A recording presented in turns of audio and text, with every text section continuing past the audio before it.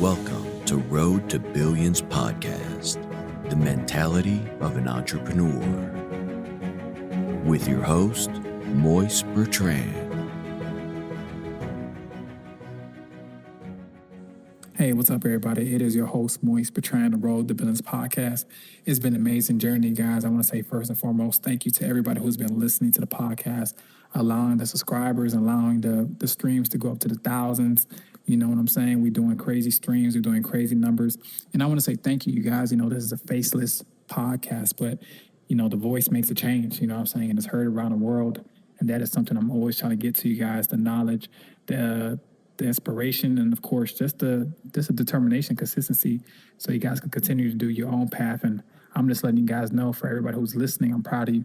You know what I'm saying? Because this podcast is for entrepreneurs, for those who are really looking to change their lives and their mindset. And that's not easy, you know, in this world of times today, especially in today's time. It's a lot of crazy shit going on. Gas prices are high, food prices are high, rent is high. You know what I'm saying? For everybody who has kids and all that good stuff, I know that might be another obstacle you got to be dealing with, another bill. So I'm just sending positive energy and grace to everybody who's been listening to this podcast. And I wish that God gives you the blessing that, you know, you're deserving of, your heart desires. And just to let you guys know, anytime I record my podcast, I always say a quick prayer for everybody who listens to it, because at the end of the day, that's the least I could do. You know what I'm saying? Because I just want you guys to really get what your heart desires. I'm continuously speaking life into myself.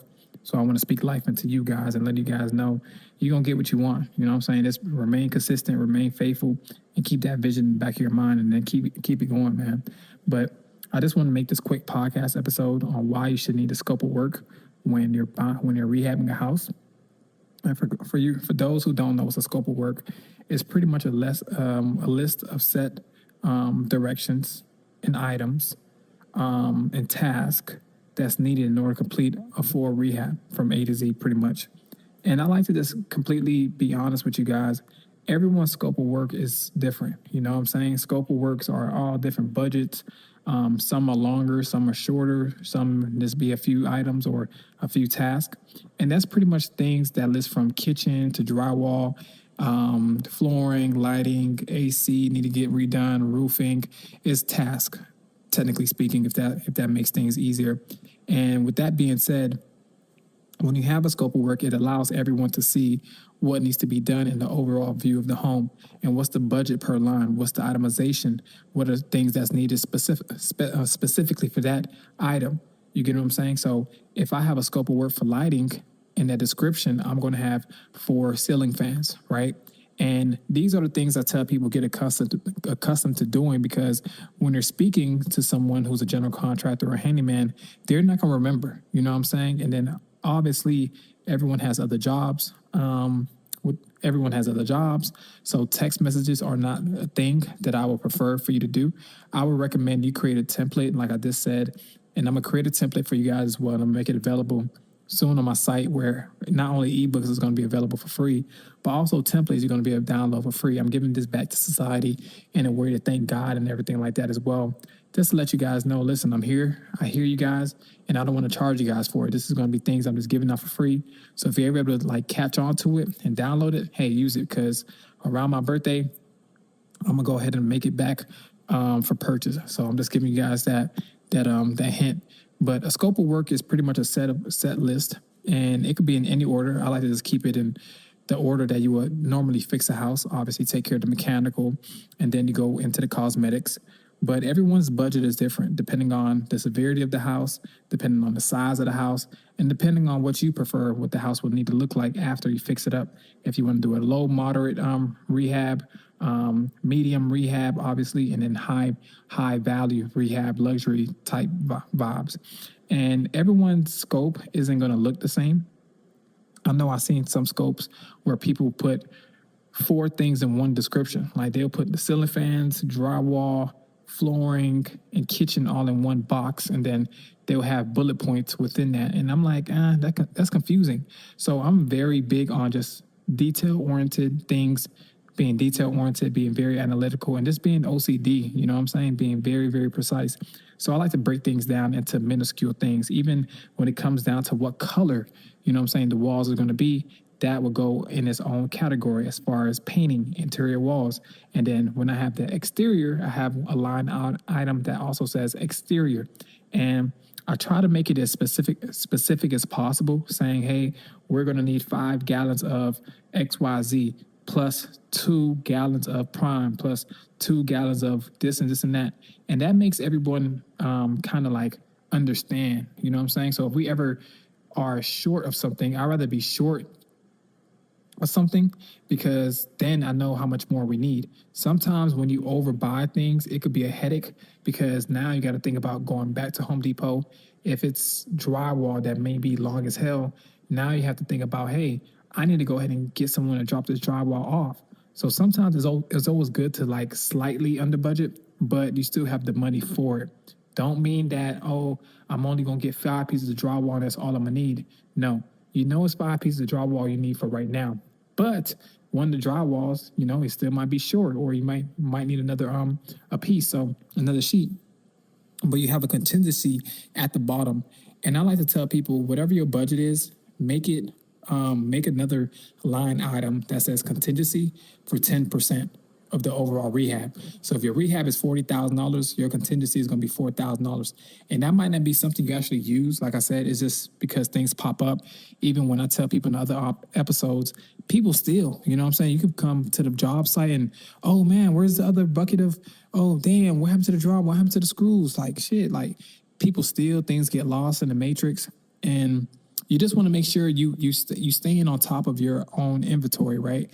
Because a lot of people, they just let the contractors and handyman do the job, and whatever they're doing, you know, you can't say that they stole it or not because you don't have any cameras, and it gets real tricky and sticky with those situations. So I tell people, just be on the job site. There's no reason for you to leave. You're spending thousands of dollars on this house that's going to be a 6-figure investment.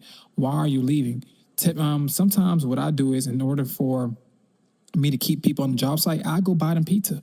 I go buy them boxes of pizza, and I bring them some juice, and I bring them some water, and I bring it back to the job site, and they have no choice but to stay there. They work it until I leave. They work it until the doors are closed. And you want to make sure the items that are being covered in the draw and also in the scope of work is being followed chronological order. I'm not going to have my drywall guys put up drywall and an electrician got to come in, right? It's going to mess up the drywall because he has to cut into that drywall. So I like to just take care, like I said, the mechanicals, electrical, and the plumbing, which is the MEP. You know what I'm saying? That's another acronym we use in real estate and development. But you want to take care of these things primarily because, like I said, these are the bases and functionals of the house. I don't want a house that looks nice but can't run. You know what I'm saying? It defeats the purpose. So make sure you always have that very specified. If you're going to get a new AC unit, get it. If you're going to get your AC unit serviced, because it might be good, but you know, you might need to replace some coils and some lining and all that good stuff, put some refrigerator in there. Make sure that's itemized as well, and make sure that's something that's specified, because you don't want nobody cutting cords and unplugging things. Now you have to go ahead and do this whole job over and everything. If you have to get your electrical panel serviced, I would recommend you upgrade it. Because like I said, if you're putting new things in the house, washer and dryer, new stove, new refrigerator, I think it's best to always just to get a new electrical panel, right? You get the new electrical panel in the house, because at that point it services for the house, and it could hold up the extra energy that's being pulled. So I like to go up a little bit higher, 200 amps, you know what I'm saying? And yeah, it's a little bit expensive, but you got to think about it. Would you rather pay for it now or later? Because later, when you got a tenant in there and then the lights get cut off or a fuse blows, you're done. You know what I'm saying? You got to call an electrician, and then at this point, you got to worry about your tenant not feeling too good about staying in there because they don't have no electricity, even though they pay their light bill. But now you're feeling some type of way as well because they're not corresponding the same way. So get that situated, get the plumbing situated, like I said, and always get the roof situated. You don't want no leaks happening in the middle of the nighttime. You don't want to, when this large thunderstorms going on, hurricanes, you want to make sure everything is dry and everything's upkept, because that also breeds mildew, you know what I'm saying, in the ceilings, in the attic, and eventually, you know, your roof is going to deteriorate, and you don't want that to be something that your tenant deals with. So make sure you primarily focus on those things. You primarily focus on those things. And I tell people your scope of work should be as detailed as possible. Never leave anything up for guessing. I many times I tell people all the time, hey, listen, if I'm gonna get a deck done in the back, I'm not gonna be like, hey, redo this deck. right? Because if I say redo this deck, they may not use the same the wood. They may use the same wood, but they may not even use pressurized wood, right? They may use regular wood. I like pressure wood because it holds up longer and it doesn't have that deterioration factor to it over time. And you can clean it a lot easier than regular wood because pressure wood is already pressurized, it's been treated, and you could paint that like 2 months later and stuff like that. Regular wood is real wood, you know what I'm saying? And that causes a lot of problems when splinters start to happen and then it deteriorates and gets really slippery. So I like pressurized wood. And with that being said, you want to be very specific on the type of nails that's used in them because you don't want them to buy any type of nails because they'd be like, hey, we bought the wrong type of nails. And then now you got to go back to Home Depot and that takes away time from the job because you don't know how Home Depot might receive them, or you might not even know what type of nails to grab because they may not go with you. So now you're stuck between guessing what type of nails to grab, also with, if Home Depot is going to accept it. So what I will always tell people is whenever someone's breaking something down, always make sure they keep something from that actual job site to take to Home Depot. If I'm breaking down some stairs, some wood decks, I'm going to take the exact same nails that was used and take it to Home Depot and take it to the representative. Hey, I'm trying to find these exact same nails, 2.5 inches. Cool, let's get it. You know what I'm saying? All nails are different. So make sure you also understand that as well and put that into your scope of work, as well as your ceiling fans. Are you going to use black? Are you going to use brown? Are you going to use the ones that have the light on it? Are you going to use the one that just has the fan on it, right? Are you not going to use none at all? So you want to make sure you put those things. For lighting, are you going to use recessed lights? Are you going to use bulb lights, the one that's coming out the ceiling? I like recessed lights because what happens is whenever someone's like, let's say, for example, people are waving their hands around or they're carrying something around the house, you don't want that to hit something, right? And the recessed lights are like the can lights, you know what I'm saying? It's flat surface, is within the attic itself, and you don't have to worry about nobody touching those things. And if you have a really great electrician, shout out to my electrician, man, Diedrich, he does a really great job just fixing those things when I need help getting those things replaced, as well as getting those installed. So that's always something I like to tell people.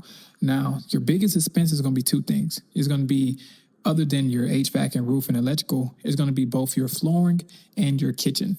I could tell you as many times as possible that the kitchen will always change in pricing because you may not even find the same counter size for that. So you might be needing to run around here, run around there, or you might need to order everything online and it may not be received in time. That delays you because now, let's just say, for example, you have your drywall guys come in and they're looking to get things done. Now they're saying, hey, we're done with the drywall.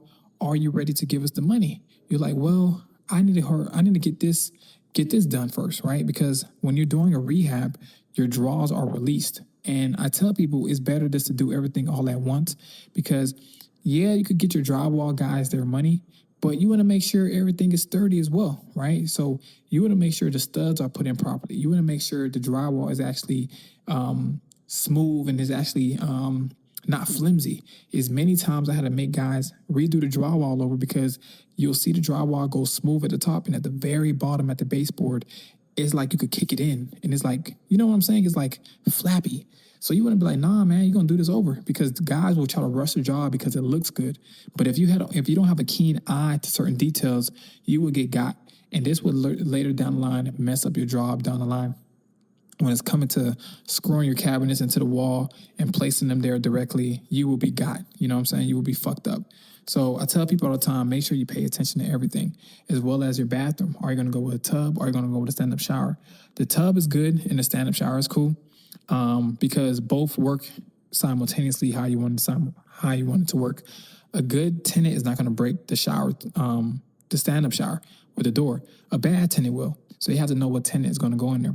A tub is just the same way. You know what I'm saying? They could eventually say, hey, listen, this tub is cracking around the base. And it may not just be something you done. It could be something that the guys who was installing the tub done. But since multiple people was using this tub over time, now it's cracking, now it's causing problems. So now you want to make sure both are having its security measures done.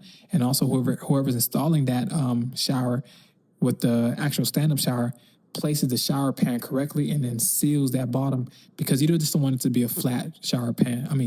just a regular shower. You know what I'm saying? It has to have a shower pan at the bottom, along with it being coated with the wrap. You know what I'm saying? The shower pan wrap. So once that going in, you have a good shower. You're making sure your toilet is 12 inches away from the shower as well, because that's what it's supposed to be, and it flushes properly and is not shaking at the base. That's a big thing I ran into in the past: toilets shaking and stuff, and it's not fully screwed down to the floor. So make sure your plumber screws it down to the floor, and make sure he also has the right hot and cold lines running properly for the shower and the sink. Now, another thing I want to tell you guys is, whenever someone's putting a door in, allow them to put the door in, but make sure they also are able to lock and close the door with you there. Many times I had to make people stop what they're doing, lock the door, unlock the door, and tell them, see, it's not locking. And they look at me like, oh shit. I'm like, yeah, you want your money, but this is not done. I told you, I need this door to be fixed. I need this door to be right. I like to tell people on the scope of work will not be paid until satisfactory. So yeah, you put the door in. That's fine. That's your job. But the door doesn't close. Why doesn't it close? Because the trim around it is too thick, or the door is not the right size, or the lock that we put in there is not the right lock. It's not catching the hinge. So you want to make sure everything is lined up perfectly before you pay anybody. But most importantly, always do your own walkthroughs before, during, and after the job. Because I tell people all the time, it's going to be times where people are going to try to cut corners and not do all the baseboards. And then you have to really be like, hey, you didn't put no baseboard right here. Or, hey, you didn't put a quarter round. You know what I'm saying? And you want to make sure all these things are put together properly and efficiently and cosmetically, because you're going to have someone living in here, and women particularly, they're the ones looking at things. So when I tell you guys, take every advice and run with it, I'm telling you guys that wholeheartedly. If you can, get some dawn to dusk lights. That prevents you from doing any crazy wiring for the porch lights. And you can have one for the back porch light as well. These are lights that come on when, obviously, it turns dawn, 6 o'clock, and then no longer no sun. It cuts on automatically. I will also say, if you want to, you can put some motion lights just to give the tenant some more security, and that could be something you add in your exterior lighting.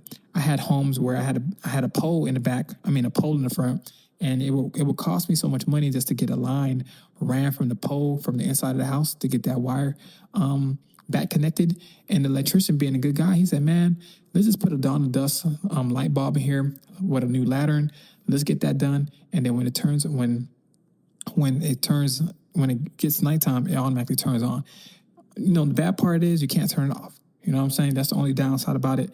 But it prevents the tenant from running up their bill, because that is something, if you had a switch on for, they would have to turn it off manually every day and every night, right?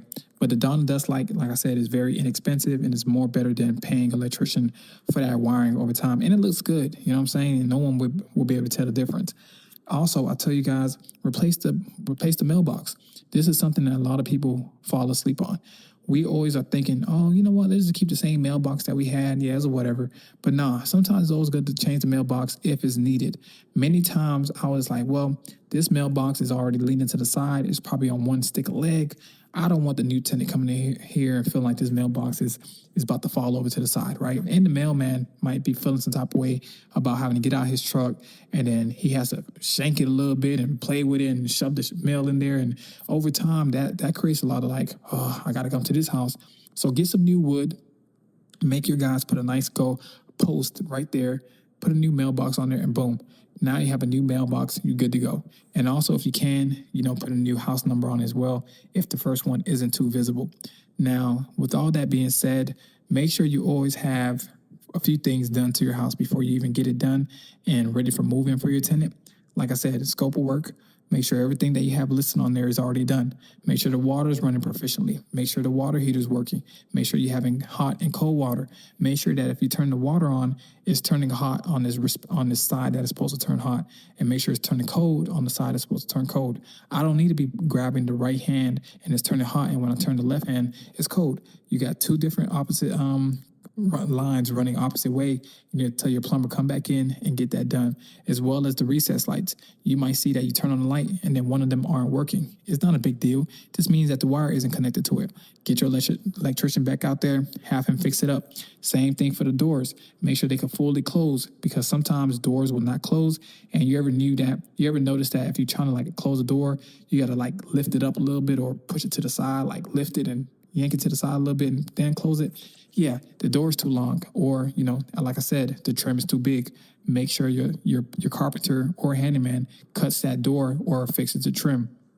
If you have a security door, make sure that's also have its own master lock and no separate locks. That's always a good look, because tenants like feeling safe, and that's a lot better than having them just, whatever, feel some type of way. But other than that, man, you guys, I tell you guys all the time, if you can, try to make your tenant feel as much comfortable as possible. Make it seem like you're gonna live there, right? Fix the house up like you're really gonna live there.